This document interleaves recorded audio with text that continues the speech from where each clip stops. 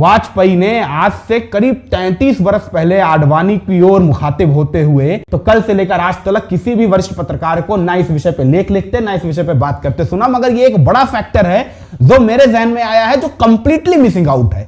Bharatiya Janata party की tally 238 पे थम चुकी है, कदम दिल्ली की सत्ता के सिंहासन से पहले ठिठक चुके हैं और जब से ये चुनावी नतीजे आए हैं पूरे देश में बस एक ही चर्चा है, आखिर कैसे टूटा मोदी का तिलिस्म। और यकीन मानिए भारतीय जनता पार्टी को हासिल हुए इन चुनावी नतीजों की सभी वजूहातें, सारी की सारी वजूहातें सिर्फ और सिर्फ एक अयोध्या में सिमटी हुई हैं।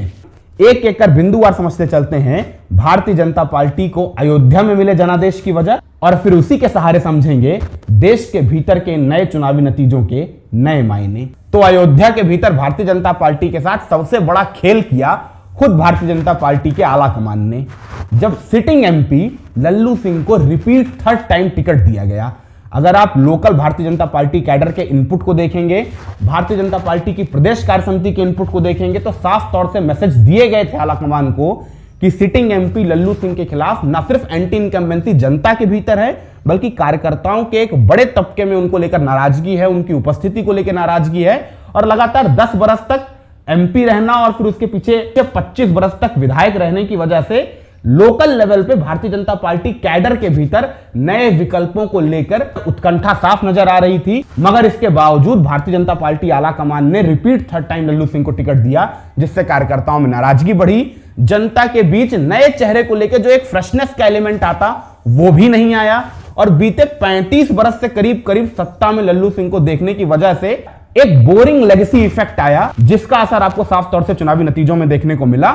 और भारतीय जनता पार्टी आला कमान के ऐसा फैसला लेने के पीछे की जो सबसे बड़ी वजह थी वो ये थी कि भारतीय जनता पार्टी आला कमान को लग रहा था कि स्थानीय चेहरे का वैसा वजन नहीं रहेगा चुनाव में। लोकसभा के चुनाव हैं, प्रधानमंत्री का चेहरा सबसे बड़ा चेहरा होगा, नरेंद्र मोदी का चेहरा सबसे बड़ा चेहरा होगा, चुनाव मोदी के चेहरे पर लड़ा जाएगा, स्थानीय नेता के चेहरे पे नहीं। ये अपने चेहरे पे भारतीय जनता पार्टी आला कमान का अति आत्मविश्वास था, जिसने अयोध्या में भी भारतीय जनता पार्टी की लुटिया डुबोई और समूचे उत्तर प्रदेश के भीतर भी। उस उत्तर प्रदेश में जहां पिछले लोकसभा चुनाव में भारतीय जनता पार्टी ने करीब 60 प्रत्याशियों के टिकट काटे थे, नए प्रत्याशियों को टिकट दिए थे, उस उत्तर प्रदेश में इस दफा भाजपा ने 55 उम्मीदवारों को रिपीट टिकट बांटे। 55 उम्मीदवारों को, यह भारतीय जनता पार्टी की शैली नहीं रही है। अपनी शैली के विपरीत जाके 55 उम्मीदवारों को रिपीट टिकट देना, यह सिर्फ और सिर्फ अपने चेहरे पर अति आत्मविश्वास दिखाता है, जिसका खामियाजा आपको समूचे उत्तर प्रदेश में देखने को मिला। अब बात करते हैं पर्दे के पीछे हुए दूसरे सबसे बड़े खेल की। भारतीय जनता पार्टी ने स्थानीय नेताओं की नाराजगी को दरकिनार किया, न सिर्फ अयोध्या में बल्कि समूचे उत्तर प्रदेश के भीतर, और इसका बड़ा खामियाजा आपको 2024 के लोकसभा चुनाव में उठाना पड़ा। अयोध्या के भीतर की बात करें तो भारतीय जनता पार्टी के भीतर सच्चिदानंद पांडे जैसे बड़े चेहरे थे, जो स्थानीय स्तर पर न सिर्फ अपना बड़ा रकबा रखते थे बल्कि आला कमान के साथ भी उनके ठीक ठाक मधुर संबंध थे। मगर नरेंद्र मोदी के चेहरे पर अति आत्मविश्वास के चलते स्थानीय स्तर पर नेताओं की इच्छाओं को दरकिनार किया गया। यही वजह रही कि लोकसभा चुनाव के ठीक 6 दिन पहले भारतीय जनता पार्टी के इस चेहरे ने बहुजन समाज पार्टी का दामन थाम लिया और अपने स्थानीय रकबे के चलते इन लोकसभा चुनाव में करीब 40,000 वोट पाने में सफल रहा। अगर ये 40,000 वोट, सच्चिदानंद पांडे के ये 40,000 वोट भारतीय जनता पार्टी के खेमे में जाते तो अयोध्या की तस्वीर कुछ अलहदा होती। और इसी तरह अगर समूचे उत्तर प्रदेश के भीतर स्थानीय स्तर पर कार्यकर्ताओं की इच्छाओं केंद्रीय आला कमान ने बेहतर प्रतिक्रिया दी होती तो शायद उत्तर प्रदेश के भीतर भी हालात कुछ अलहदा नजर आते और इसका असर आपको देश के भीतर देखने को मिलता। चलिए अब बात करते हैं तीसरी सबसे बड़ी वजह की। भारतीय जनता पार्टी 2014 और 19 के चुनावी परिणामों को दोहराने के लिए दोबारा देश के भीतर एक हिंदुत्व की अंडर करंट वेव बहाना चाहती थी, जिससे जातिगत बेड़ेबंदी टूटे और हिंदू आइडेंटिटी पे लोग जाके वोट दें। मगर ऐसा कुछ भी नहीं हुआ खुद भारतीय जनता पार्टी की वजह से, क्योंकि भारतीय जनता पार्टी के नेताओं ने संविधान को लेकर जो बयान दिए और संविधान बदलने की इस बात ने भारतीय जनता पार्टी के लिए देखते ही देखते उत्तर भारत में माहौल बदल दिया, खास तौर से गांवों के भीतर। क्योंकि विपक्ष ने संविधान बदलने की बात को आरक्षण से जोड़ते हुए जो परसेप्शन गढ़ा समाज के भीतर, वो परसेप्शन जमीन पर उतरता नजर आया। भाजपा ने डैमेज कंट्रोल करने की बहुत कोशिशें की, प्रधानमंत्री नरेंद्र मोदी की तरफ से बयान जारी किए गए, मगर वो डैमेज कंट्रोल काफी नहीं रहा। समाज के भीतर बीते 10 साल से सोई हुई जातिगत अस्मिता दोबारा जगी, जातिगत बेड़ेबंदी गहरी हुई, और जैसे ही जातिगत बेड़ेबंदी गहरी हुई, उत्तर प्रदेश के भीतर समाजवादी पार्टी का पुराना रकबा जगा, वो रकबा जो सपा से बीते 10 बरस से छिटका हुआ था। पीडीए फॉर्मूला, पी यानी पिछड़ा, डी यानी दलित और ए यानी अल्पसंख्यक। अगर अयोध्या के भीतर इन 3 जातिगत समूहों की जनगणना देखेंगे तो ओबीसी करीब 22%, एससी एसटी करीब 21% और माइनॉरिटी करीब 19%, यानी तीनों को जोड़ेंगे तो करीब 62% का वोटर साइज सीधे सीधे कंसंट्रेट किया समाजवादी पार्टी ने, जिसका परिणाम आपको चुनावी नतीजों में देखने को मिला। और कमोबेश यही हश्र आपको पूरे उत्तर प्रदेश में देखने को मिलेगा। अब बात करते हैं चौथी सबसे बड़ी वजह की, जो वजह आज से 35 बरस पहले पंडित अटल बिहारी वाजपेयी ने दिल्ली के रामलीला मैदान से लालकृष्ण आडवाणी की अयोध्या को जाती हुई राम रथ यात्रा के कार्यकर्ताओं को संबोधित करते हुए समझा दिया था।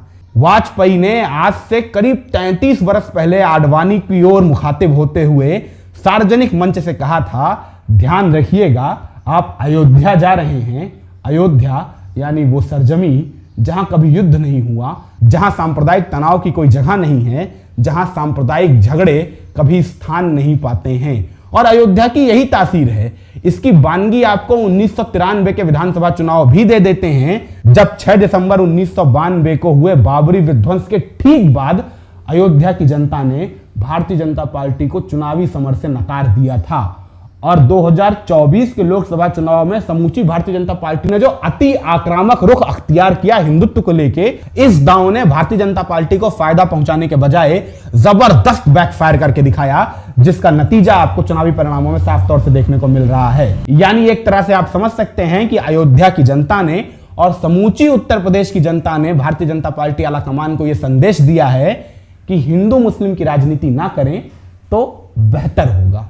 अब बात करते हैं अगली सबसे बड़ी वजह की, जिसने अयोध्या के भीतर भी भारतीय जनता पार्टी को नुकसान पहुंचाया और देश के भीतर भी। यह भारतीय जनता पार्टी की आर्थिक नीति से जुड़ा हुआ मसला है, भारतीय जनता पार्टी के काम करने के तरीके से जुड़ा हुआ मसला है, जहां भाजपा शहरी विकास पर ज्यादा ध्यान देती हुई नजर आती है, गांवों के विकास पर उतना ध्यान देती हुई नजर नहीं आती है। भारतीय जनता पार्टी की 2014 से लेकर 24 तक की सरकार में आपको स्पष्ट रूप से तमाम आर्थिक विशेषज्ञ ये बताते हुए मिल जाएंगे कि शहरों और गांवों के बीच की खाई और गहरी हुई है, शहरों के विकास की रफ्तार और तेज हुई है, शहरीकरण बढ़ा है, मगर गांव को गांव रहने देते हुए उनका विकास करना यह शायद सरकार की वैसी प्राथमिकता में नहीं रहा, जिसके चलते गांव के वोटर का मिजाज अलग था, शहर के वोटर का मिजाज अलग था, जो आपको अयोध्या के भीतर भी देखने को मिलेगा और समूचे उत्तर प्रदेश के भीतर भी।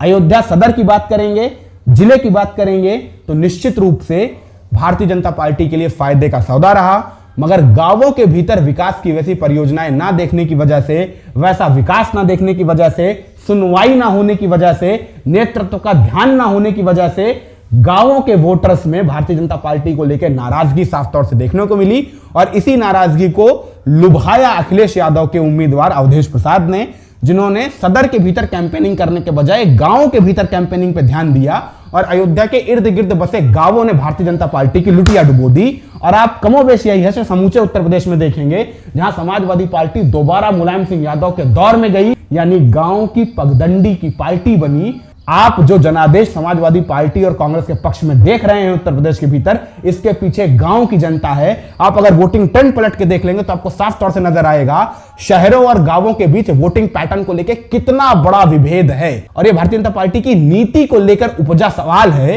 कि अगर आप शहरों पे ही ज्यादा ध्यान देंगे तो गांव की जनता आपसे दूर छिटकेगी और भारत एक कृषि प्रधान देश है। यह बात सभी पार्टियों को स्मरण में रखनी चाहिए और इन चुनावी नतीजों ने तो यह बात आसानी से स्पष्ट कर दी। अब बात करते हैं अंतिम और फाइनल बिंदु की, उस फाइनल कदम की जिस एक कदम ने भारतीय जनता पार्टी की उत्तर प्रदेश के भीतर न सिर्फ लुटिया डुबोई बल्कि अयोध्या जैसा बड़ा सदमा भी पहुंचाया। और दावा करता हूं इस बिंदु के बारे में, चुनावों में उठाए गए इस कदम के बारे में आपको किसी समाचार चैनल में लोग बात करते हुए नहीं मिलेंगे। कम से कम मैंने तो कल से लेकर आज तक किसी भी वरिष्ठ पत्रकार को ना इस विषय पे लेख लिखते ना इस विषय पे बात करते सुना। मगर ये एक बड़ा फैक्टर है जो मेरे जहन में आया है, जो कंप्लीटली मिसिंग आउट है। आप अगर उत्तर प्रदेश के भीतर ध्यान से देखेंगे तो अखिलेश यादव ने बहुत सारे सिटिंग एमएलएस को टिकट दिया है, बहुत सारे। आप पलट के देख लेंगे तो करीब दर्जन भर से ज्यादा ऐसे कैंडिडेट हैं जो सिटिंग एमएलए हैं इस वक्त विधानसभा के भीतर, यहां तक कि खुद अखिलेश यादव भी, मगर उन्होंने इसके बावजूद उन्हें सांसदी का टिकट दिया। अयोध्या के भीतर नवनिर्वाचित सांसद अवधेश प्रसाद भी असल में अयोध्या की एक विधानसभा सीट मिल्कीपुर से सिटिंग एमएलए हैं, मगर इसके बावजूद उन्हें एमपी का टिकट दिया गया। इसके पीछे अखिलेश की एक खास स्ट्रेटजी थी। अखिलेश यादव जानते थे कि राज्य के भीतर भी भाजपा सरकार है, केंद्र के भीतर भी भाजपा सरकार है, जिसके चलते भारतीय जनता पार्टी के प्रत्याशियों के पास संसाधन की कोई कमी नहीं होगी। वो पूरे धन बल, प्रशासन बल, संसाधन बल, सरकारी बल के साथ चुनावी मैदान में उतरेंगे। ऐसे में उनके सामने किसी निरीह उम्मीदवार को खड़ा कर देना थोड़ा नाइंसाफी होगी। इसी स्ट्रेटजी के तहत अखिलेश ने सिटिंग एमएलए को टिकट दिया ताकि उनके पास भी संसाधनों की वैसी कमी ना रहे। भाई अगर आप सिटिंग एमएलए हैं, सिटिंग विधायक हैं, तो आपके पास भी थोड़े बहुत संसाधन तो होंगे ही, उतने नहीं होंगे, सरकारी मदद नहीं होगी, मगर इतने संसाधन तो होंगे ही कि आप चुनाव लड़ सकें। और इस स्ट्रेटजी ने अखिलेश यादव को बहुत फायदा पहुंचाया। और अयोध्या के भीतर भी अवधेश प्रसाद जो सिटिंग एमएलए हैं, उनके पास संसाधनों की वैसी कमी नहीं थी। शायद यही वजह थी कि वो लल्लू सिंह को बराबरी की टक्कर दे पाए। तो आपको इस बिंदु से भी साफ तौर से समझ में आ जाएगा कि अयोध्या के भीतर भाजपा की लुटिया कैसे डूबी और उत्तर प्रदेश के भीतर भी कैसे डूबी। तो ये कुछ बातें थीं जो चुनावी नतीजों के बाद जहन में आ रही थी। सोचा आपके साथ मुलाकात करके साझा ही कर लेता हूं।